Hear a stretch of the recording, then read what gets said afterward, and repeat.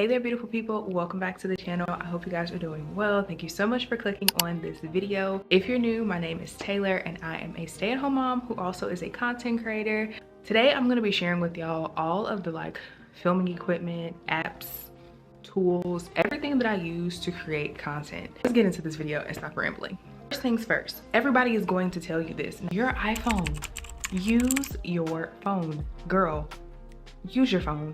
The moment that you get into your mindset, that you want to do this, after you see that you've been consistent for maybe about a month, 2 months or so, if you can, then go ahead and upgrade your phone if you want to. I was using the same iPhone 12 and I was still creating content, still doing vlogs, still doing all the stuff on my phone, editing on my phone and everything. So I just want to tell you, if you have an older phone, there's nothing wrong with that. Share with y'all really quick what my phone camera settings are. So let's go ahead and do that. So these are my camera settings for record video. I would say to put your video in 4K and 60 FPS. Now, let me just tell y'all, I didn't come up with this rule of thumb.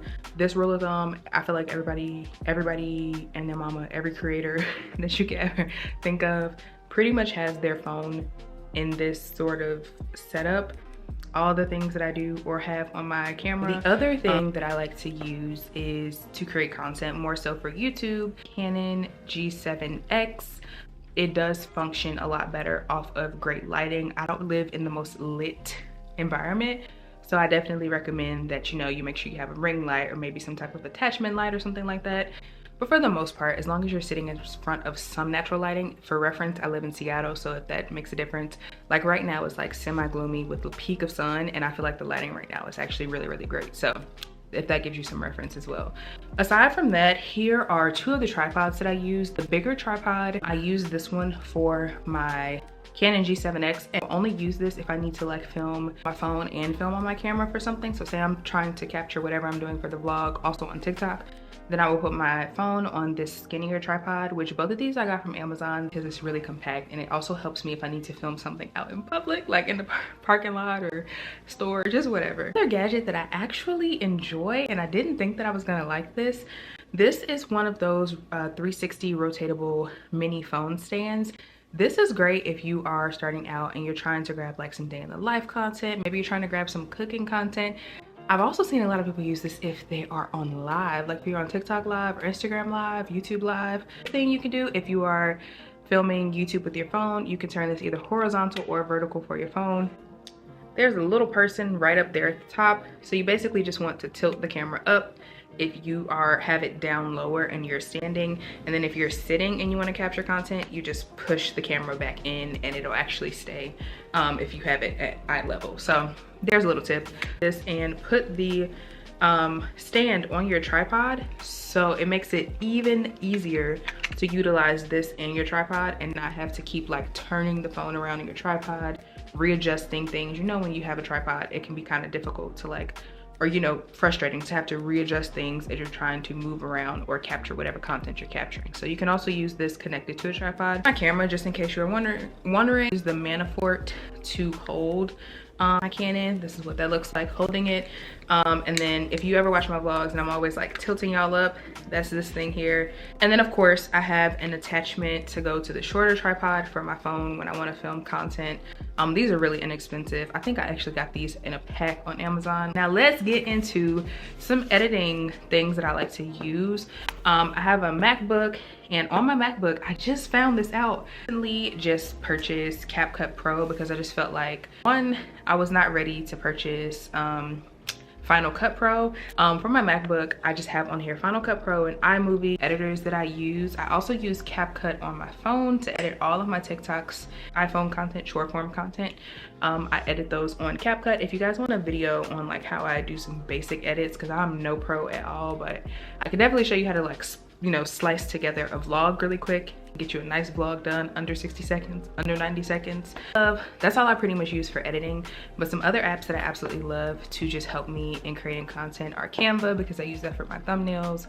I also use that to create my UGC portfolio, which I actually showed y'all a slight little clip, or a quick little clip, in my last content creator vlog. So if you're interested in seeing it, go check that vlog out. But I'll be sharing my UGC portfolio once I feel like it's at a really good place and I start to see, I've done some edits to it and I start to see some more of the feedback, or just seeing some what am I trying to say, some better results, deals and UGC deals and contracts and stuff like that, then I'll share more with y'all about how I did that. But just really to get started with a UGC portfolio, which I could do a separate video on, pick a template on Canva and just get to creating. For my YouTube videos, I use an app or a website called Epidemic Sounds. For my YouTube music, YouTube now has some new copyright laws and restrictions in regards to music, and I just feel like the YouTube library isn't extensive. When I first saw the change, I did buy like 10 or 12 songs for 99¢, and I was like, if I'm paying $12 for 10 or 12 songs, I might as well pay, you know, for a subscription every month or find a website that has a ton of music. Epidemic Sounds is absolutely amazing. So when it comes to planning, if you want me to talk more about like how I plan out my content to be more consistent with it, and what I'm doing to work towards that, because it's not perfect, I'm still a work in progress. So please know that over here, we're not perfect. We're still working on it. We're still struggling to be consistent every single day, every single week. But I'm gonna show you guys some of the things that I've been doing. So if you wanna see that video, definitely let me know in the comments down below, or just give this video a thumbs up. I have 3 other videos similar to this in regards to creating content as a mom. Hopefully these tools or whatever that I'm using gives you some motivation to just get started, y'all. All you really need is that phone. I showed you a lot of different options, but all you really need is that phone. Put your phone at the right settings. Doesn't matter if you have a 12, an 11, 13, 14, I don't even know how many iPhones it is now. Use your back-facing camera, get you a tripod, your YouTube and your TikTok videos, and let's get to it. I think that one of the biggest things that's super helpful about being a mom creator is we are in an age where we have been through so much as a society, as a community in the last 3.5, 4 years. It's to see everyday life from people. I don't care what your income is. I don't care what your family size is. I don't care what your relationship status is or social status. I feel like regardless, it's just nice to see everyday life. It's nice to see people living their lives after the last, like I said, four years that we've experienced as a society.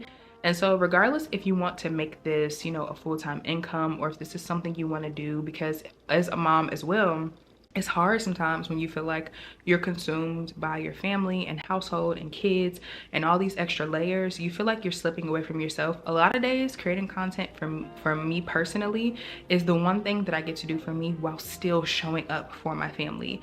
And it just makes me feel good. It helps me to stay creative and on my toes. It kind of, you know, helps my brain to get to flowing and functioning. And so it's just helpful for me. Okay?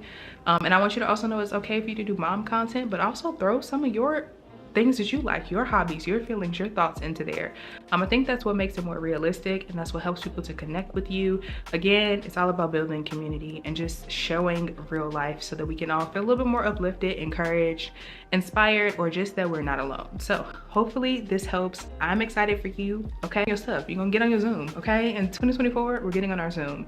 Again, it doesn't have to be done for a full-time income, but if it's something you want to do just to better yourself and to just pour into yourself a little bit more while also taking care of your family, you got this, mama. Okay, and you never know what it could turn out to be. We've seen moms who have been doing content turn into talk show hosts, turn into podcast hosts, turn into starting clothing lines for their kids, into doctors, turn into nurses, start doing real estate. Like, I feel like it's just become the starting point for so many women. And I love that, and I love to see it. We've seen women become makeup artists and start acting. We've seen family channels grow and families become actors and read books and start traveling and just all types of things. So much content. And I think that's the thing. When people hear content, a lot of times they just assume that the person wants to be a creator, but it could be the brinks of you having your own TV show one day. You never know. Running your own business one day, starting your own childcare service one day. You never know. So don't limit yourself to thinking, oh, I have to be on here promoting this product or making these super aesthetic videos all the time. Just share your life and start there. Don't overthink it. And whenever it's time for you to get to that next level with your content or with your life, you definitely will. So do not limit yourself at all. Just stay consistent. Go ahead, get serious, get on your Zoom, because I'm on my Zoom. I don't know about you, but I'm on my Zoom, okay? Because what I will not do is have another year of inconsistency going back and forth, okay? Guys, thank you so much for watching. I will talk to y'all in the next one. Make sure you subscribe, give this video a thumbs up, and leave me a comment down below, and I will talk to y'all in the next video.